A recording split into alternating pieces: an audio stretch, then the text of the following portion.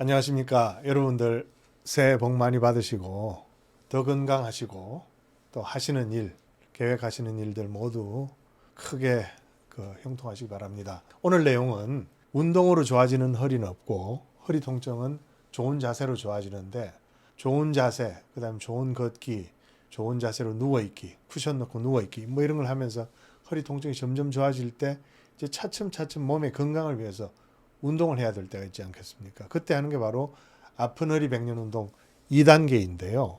때로는 이 2단계 운동을 살살 시작하는 것만으로도 허리 통증이 더 심해지는 분들이 간혹 계십니다. 벌써 작년이네요. 작년 12월 초에 진료실을 방문한 30대 초반 남성이 바로 그런 경우였는데요.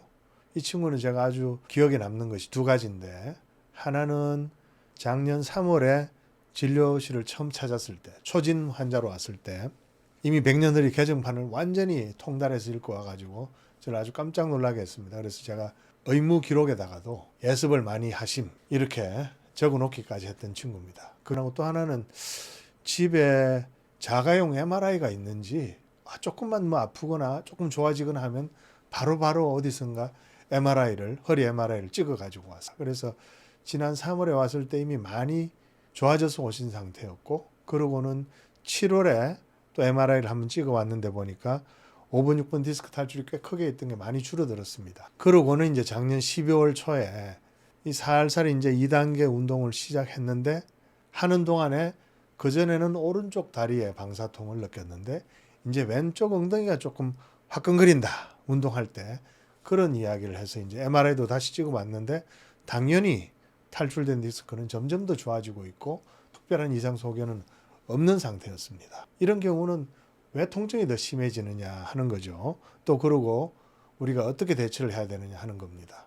이 30대 초반 남성 같은 경우는 디스크 탈출이 되었다가 많이 줄어들고 호전되는 중이지만 그 운동을 하는 것 자체가 디스크를 왼쪽 섬유륜 쪽으로 약간 찢는다 하는 걸 알 수 있는 거죠. 또 얼마 전 댓글에도 다리 벌리기 운동하는 그 동영상 댓글에 나는 이 운동을 하면 이상하게 허벅지 뒤쪽, 허벅지 아래쪽으로 저리고 화끈거린 그런 통증이 온다. 혹시 뭐 이런 통증으로 고생한 분이 없느냐, 이런 댓글이 있었는데 바로 그분도 마찬가지로 디스크 탈출이 있고 그 탈출 때문에 신경뿌리 염증이 생겼다가 염증이 다 없어지지 않은 상태에서 지금 다리 벌리기 운동을 하는 동안에 디스크 탈출이 좀 더 크게 나온다, 그런 뜻입니다. 그렇기 때문에 염증이 있는 신경뿌리를 잡아당기거나 누르거나 한다는 그런 뜻이죠. 그렇다면 이 경우에 이분은 신경뿌리 염증을 더 많이 줄이고 다리 벌리기 운동을 할 거냐,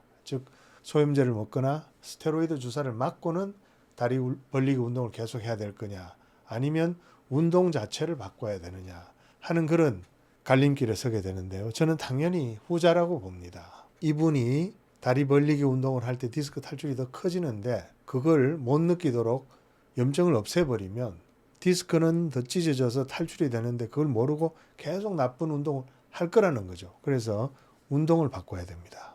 우리 허리 디스크를 지켜주는 이 허리 통증 혹은 방사통을 없애려고만 하지 말고 허리 통증과 방사통에 귀를 기울이는 게 중요하거든요. 그래서 그 귀를 잘 기울인 다음에 이게 무엇을 의미하는지를 알아가지고 거기에 적절한 조치를 취하는 게 좋습니다. 첫 번째, 운동을 하다가 허리가 아프면 제일 먼저 생각해야 될 게 내가 지금 하고 있는 운동이 허리를 망치는 운동이냐 아니냐를 따져봐야 됩니다.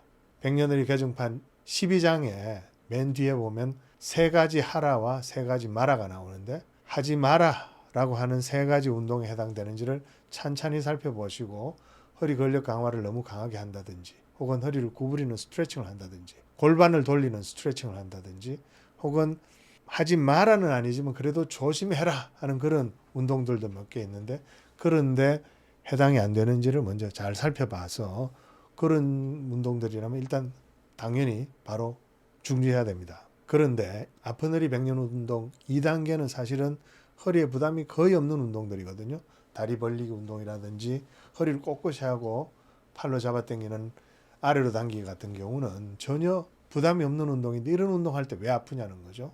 그 이유는 바로 우리가 어떤 운동을 하건 간에 그 운동을 하기 위해서 힘을 쓰고 용을 쓰면 우리 복압이 높아지고 복근이 강하게 수축되고 그러면서 디스크 압력이 높아집니다. 벤치프레스, 팔로만 하는 벤치프레스를 하거나 아니면 팔로 야령 들기 이런 것만 할 때도 강한 힘을 쓰면서 이렇게 힘을 쓰면요 복압이 증가됩니다. 여러분들. 심지어는 이 눈만 세게 감아도 복압이 증가되도록 우리가 그렇게 우리 신경계가 그렇게 얽혀 있습니다. 그러니까 힘을 쓰고 용을 쓰면은 복압이 증가되고 복근에 강한 힘이 들어가고 그러면서 디스크에 압박이 가해지는 거죠. 그래서 찢어진 디스크는 더 찢어지게 되고 탈출된 디스크는 더 크게 탈출된다 그런 이야기입니다. 그래서 내 운동이 허리에 나쁘냐 안 나쁘냐를 봐서 허리에 해롭지 않는 허리에 큰 부담이 없는 운동을 하는데도 통증이 유발이 되면 먼저 1단계 요추전만을 다시 한번 세웁니다. 다리 벌리기를 할 때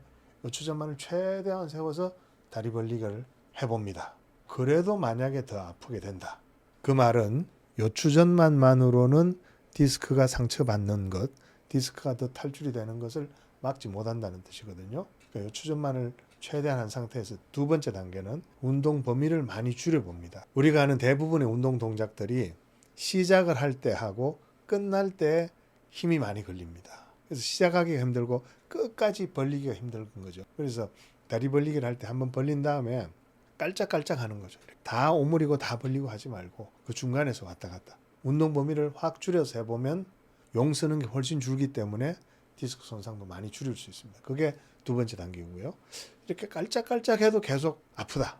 그럴 때는 과감하게 무게를 줄여야 됩니다. 기계에서 한다면 기계의 무게를 줄이고 고무밴드로 한다면 고무밴드를 헐렁하게 바꿔야 됩니다. 1단계 요추전만을 최대한 넣고 2단계 가동 범위를 줄이고 3단계 무게를 줄였는데도 그 운동 동작을 할 때 계속 아프다. 그렇다면 당연히 그 운동은 아직 내 허리에는 맞지 않는 거라 당연히 허리 디스크가 더 나을 때까지 미루어야 된다. 그런 뜻입니다. 그래서 운동을 하다가 허리가 아프면 제일 먼저 이 운동 동작이 허리 디스크에 부담을 많이 주는 운동이냐 아니냐를 먼저 찾아봅니다. 백년우리 개정판 12장 맨 뒤에 나오는 운동들을 참조하면 좋겠죠. 그러고는 이게 분명히 허리에 큰 부담이 없는 운동임에도 불구하고 계속 아플 때는 첫 번째, 요추전만을 더 강하게 할 것. 두 번째, 운동 범위를 줄일 것. 세 번째, 무게를 혹은 저항을 줄일 것. 그래도 안 되면 네 번째는 그 운동을 다음에 하도록 미루라. 그런 뜻입니다. 오늘은 여기까지입니다. 여러분들 새해에 더 건강하시고 복도 많이 받으시고 계획하시는 일 모두 다 성취하시고 대박도 나시길 바랍니다. 저희 명예 교수님께서 지난 연말에 그려 보내주신 연합카드로 마무리하겠습니다. 고맙습니다.